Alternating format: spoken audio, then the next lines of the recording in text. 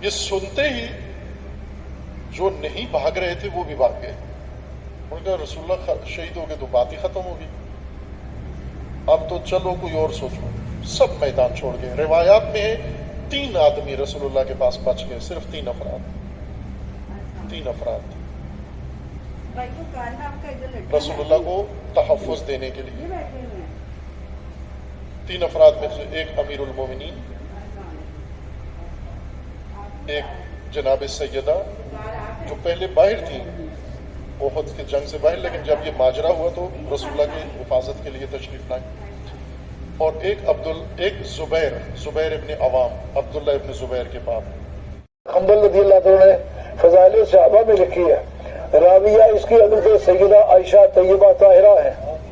अगर ये कोई गुनाह की बात होती तो वो कभी ना लिखते, और अगर ये कोई बेअदबी की बात होती सैयदा आयशा कभी उसको रवायत न करते।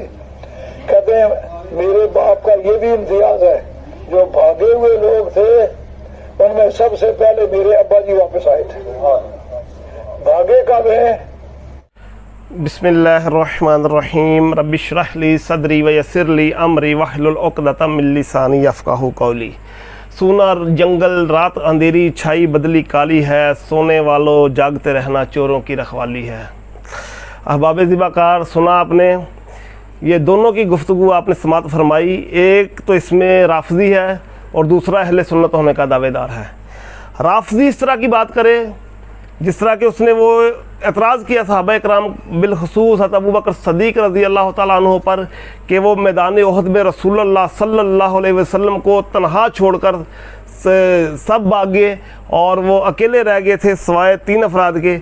और दूसरी तरफ ये अहले सुन्नत का दावेदार, जो अहले सुन्नत में पीर भी माना जाता है, मुहक्किक भी माना जाता है, मुफक्कर भी माना जाता है, और उनके मुरीदीन उनको बड़े बड़े अलकाब देते हैं, मुहक्किक दुरा और पता नहीं क्या क्या कहते हैं। लेकिन ताज्जुब इन लोगों पर है कि ये तो अहले सुन्नत होने के दावेदार है, ये तो सहाबा के साथ मोहब्बत करने के दावेदार हैं, ये तो कहते हैं कि हम पक्के सच्चे सुन्नी हैं, ये सैयद होने के दावेदार हैं, पीर होने के दावेदार हैं, पढ़े लिखे होने के दावेदार हैं, मुहक्किक और मुफस्सर होने के दावेदार हैं। लेकिन इनका ये सारी चीज़ें बाद में देखी जाएंगी, पहले ये देखा जाएगा कि क्या इनके अकायद अहले सुन्नत से मिलते हैं, क्या अकीदा भी अहले सुन्नत वाला है कि नहीं है, सिर्फ बड़े बड़े अलकाब ही हैं इनके पास। तो आपने सुना कि उन्होंने भी इनकार कर दिया कि अबू बकर सदीक जो भागे थे जंग से और सबसे पहले वापस आए, और ये राफ़ज़ी भी इनकार कर रहा है। राफ़ज़ी ने तो वो कह रहा है कि सारे भाग गए, कोई एक भी नहीं बचा सिवाय 3 अफराद के। वो 3 के नाम आपने सुन लिए, मौला अली, फातिमा तो ज़हरा, और उसने वो 3 के नाम लिए, वो आपने समात फरमा लिए कि इनके अलावा रसूलुल्लाह सल्लल्लाहु अलैहि वसल्लम के साथ मैदान उहद में और कोई नहीं बचा था, बाकी सब भाग गए। अब एक मैं छोटा जवाब देने से पहले एक सवाल करता हूँ थोड़ा सा, कि मौला अली करमुल्लाह वजहुल करीम वो उन्होंने कहा वो रुके थे। अब मैं एक सवाल ये करता हूँ कि उनके अलावा जो अहले बैत के अफराद थे वो भी भाग गए सारे? अच्छा, वो भी भाग गए तो फिर सहाबा भी भाग गए, फिर इतराज़ अहले बैत पर भी होगा या सिर्फ सहाबा इकराम पर होगा? हालांकि इस ये एतराज़ करने से पहले अगर अल्लाह का कुरान पढ़ लिया होता, बल्कि एतराज़ करके उन्होंने इस बात की दलील दी है कि इनका कुरान से कोई वास्ता नहीं है। अगर कुरान करीम को समझा होता, उसको पढ़ा होता, उसको अपने दिल में जगह दी होती, अल्लाह और उसके रसूल और उसके अहले बैत और उसके सहाबा की मोहब्बत को दिल में रखकर इस कुरान को पढ़ा होता, तो ये एतराज़ ना किया जाता। सहाबा इकराम मैदान जंग से भागे, लेकिन वो कौन कौन भागे वो सारा लिखा हुआ है किताबों में, सनदों के साथ लिखा हुआ है। लेकिन इसके बावजूद जो भागे भी हैं, अल्लाह ने कुरान करीम में इरशाद फरमाया कि अल्लाह ने उनको माफ़ कर दिया। तो जो अल्लाह के माफ़ किए हुए लोगों पर एतराज़ करे तो वो क्या कुरान की मुखालफत नहीं कर रहा?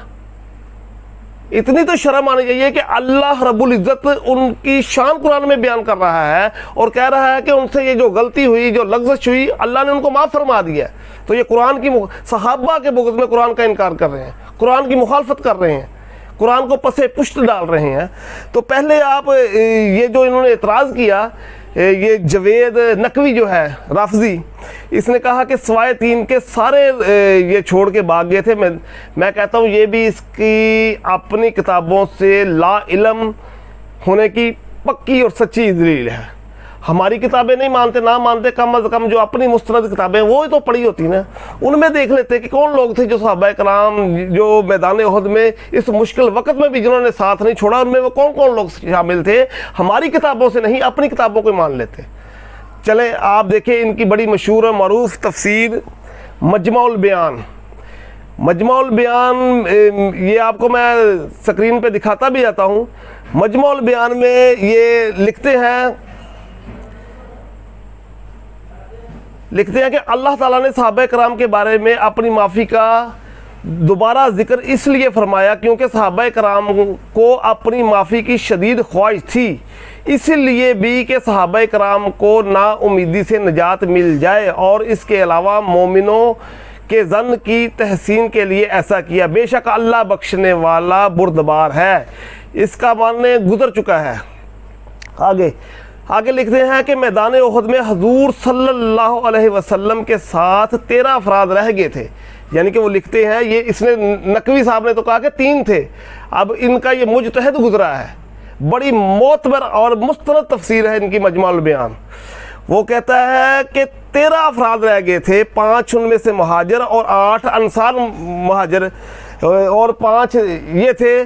5 जो ये थे वो कौन से थे? उनमें उन्होंने पहला जो नाम लिया है वो हज़रत अली अलैहिस्सलाम व अबू बकर, यानी कि सबसे पहले उन्होंने नाम दिया हज़रत अली, हज़रत अबू बकर सदीक, हज़रत Abu Talha, Abdurrahman bin Auf, Saad bin Abi Waqqas. ये उन्होंने 13 लोगों के नाम यहाँ पर गिनवाए।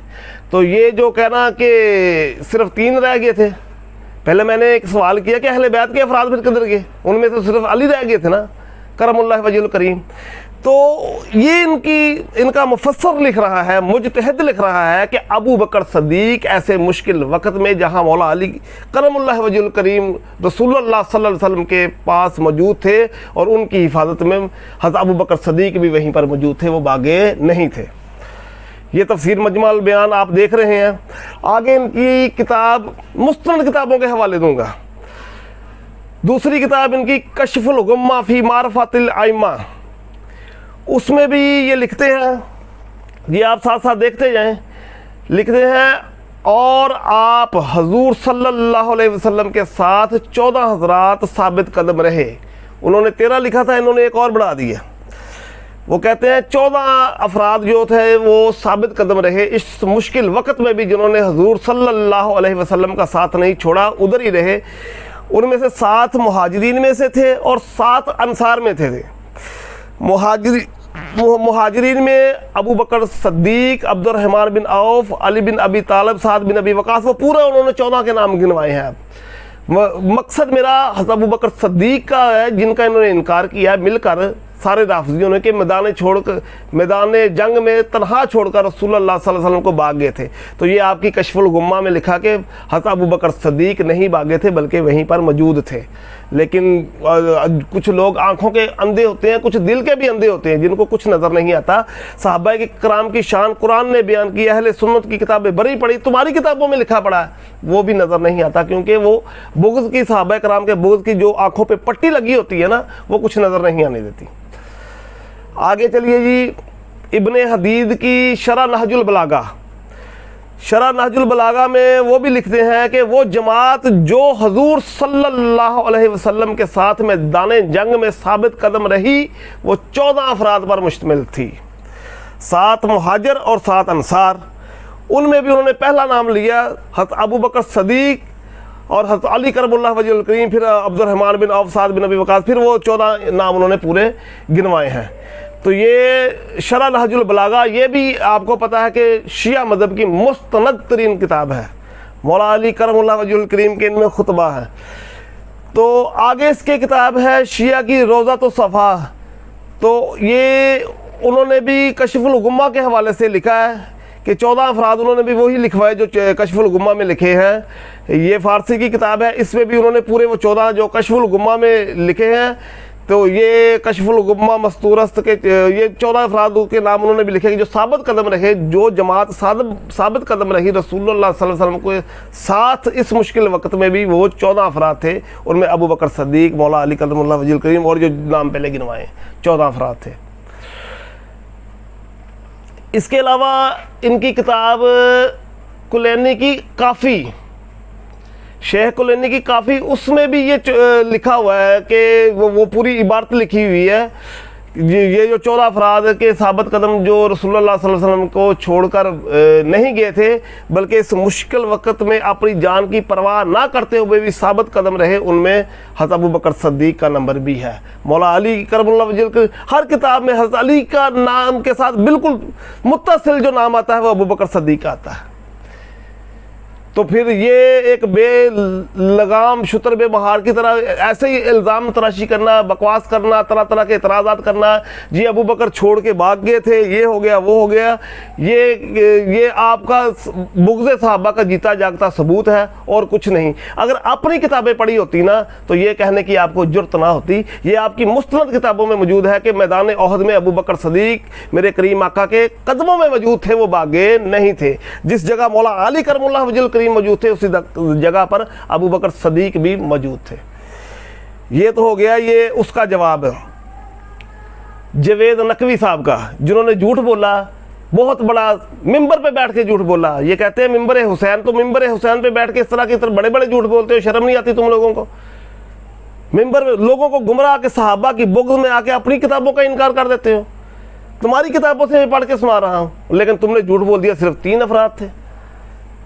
दूसरा, ये अब्दुल कादिर शाह साहब जो फ़ज़ाइल सहाबा किताब के हवाले से बात कर रहे हैं और कह रहे हैं कि हज़रत अबू बकर सद्दीक़ मैदान जंग में से भाग गए थे और हज़रत आयशा सदीक़ा रज़ी अल्लाह तआला अन्हा फरमाती है कि वो भागे हुए लोगों में से सबसे पहले जो वापस आने वाले थे ये हज़रत अबू बकर सद्दीक़ थे। ये उनका शरफ़ था कि वो भागे हुए में से सबसे पहले वापस आए थे। पहले शिया की किताबों से आप सुन चुके हैं कि हज़रत अबू बकर सद्दीक़ मैदान जंग में से नहीं भागे थे, वो करीम आका के साथ उनकी रफ़ाकत में उनके कदमों में मौजूद थे, वो भागे नहीं थे। शिया की किताबों में लिखा हुआ कि वो नहीं भागे थे। ये अहले सुन्नत का दावेदार अपनी किताबों से साबित कर रहा था वो भाग गए थे। ये देखिए ये इसकी राफजियत किस कदर अरूज पे पहुंची हुई है। तो फिर कहना कि हमें राफजी कहते हैं, हमें अहले सुन्नत होने की सनद किससे लेनी पड़ेगी? फिर इनकी आवाज़ें सुनने वाली होती है, अजीब अजीब इनकी बोलियाँ होती हैं कि हमें राफजी कहा जाता है। शिया की किताबों में लिखा हुआ है कि हज़रत अबू बकर सद्दीक़ नहीं भागे थे, मुस्तनद किताबों से साबित कर चुका हूँ, लेकिन ये अहले सुन्नत की किताबों से साबित कर रहा है कि वो भाग गए थे। अब इसकी राफजियत को क्या कहा जाए? तो रवायत क्या बयान कर रहे हैं, ये फ़ज़ाइल सहाबा इमाम अहमद बिन हम्बल की किताब मेरे सामने खुली है, हदीस का नंबर है 259।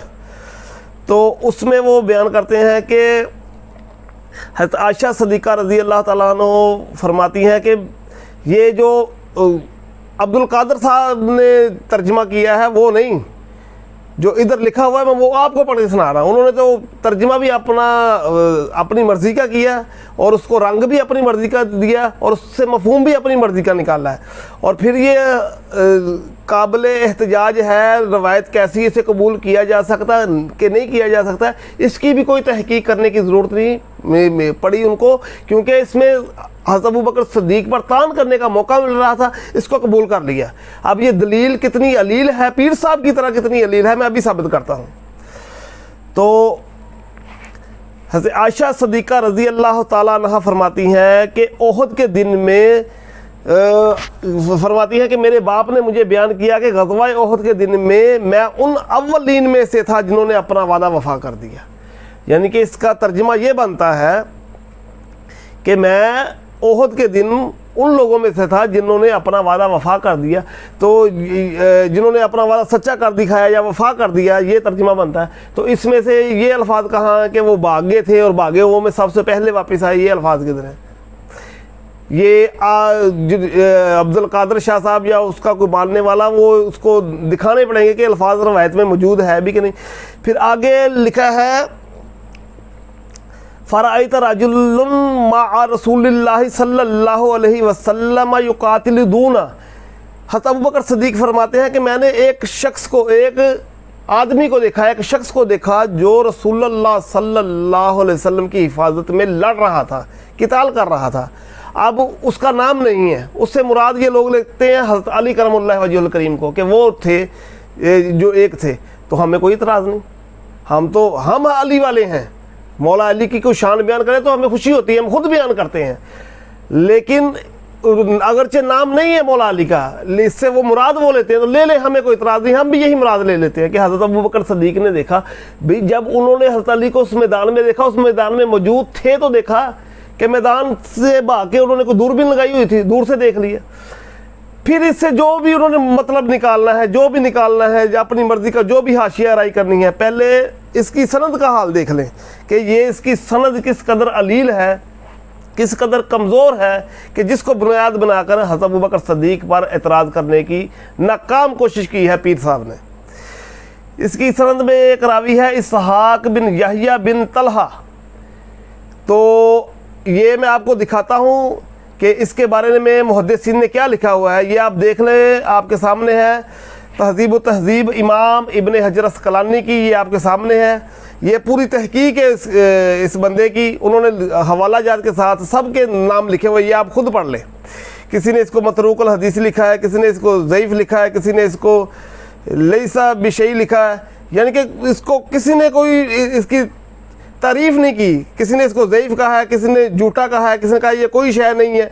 तो इस तरह का जो रावी है कि जिसकी इतनी कमज़ोर और अलील रवायत और इतनी ज़ईफ़ अशद ज़ईफ़ रवायत, और जो इधर किताब मेरे सामने इसमें भी लिखा हुआ है कि तहकीक असनाद ज़ईफ़, यानी कि शदीद किस्म की ये जो हदीस जो है वो ज़ईफ़ है।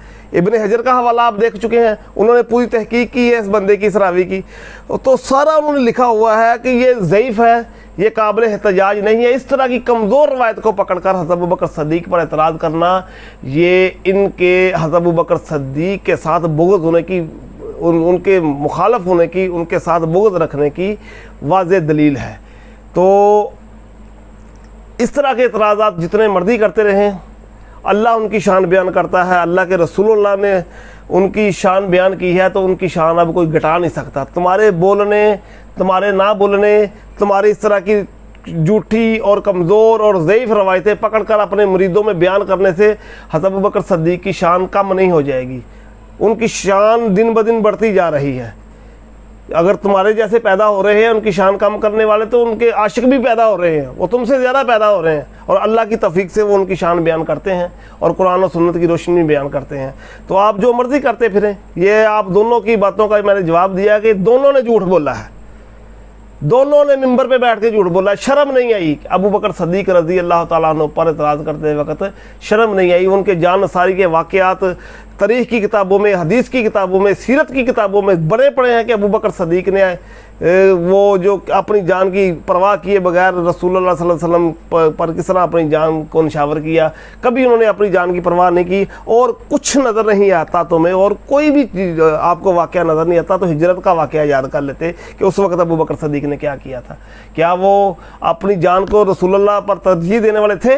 ये हिजरत का वाक़या आप याद कर लेते, यही पढ़ लेते जो इतफ़ाक़ी वाक़या है शिया की किताबों में भी है, सुन्नियों की किताबों में भी है। अल्लाह ताला इन लोगों को हदायत अता फ़रमाए और अहले सुन्नत को इनके शर से बचने की तौफ़ीक़ अता फ़रमाए।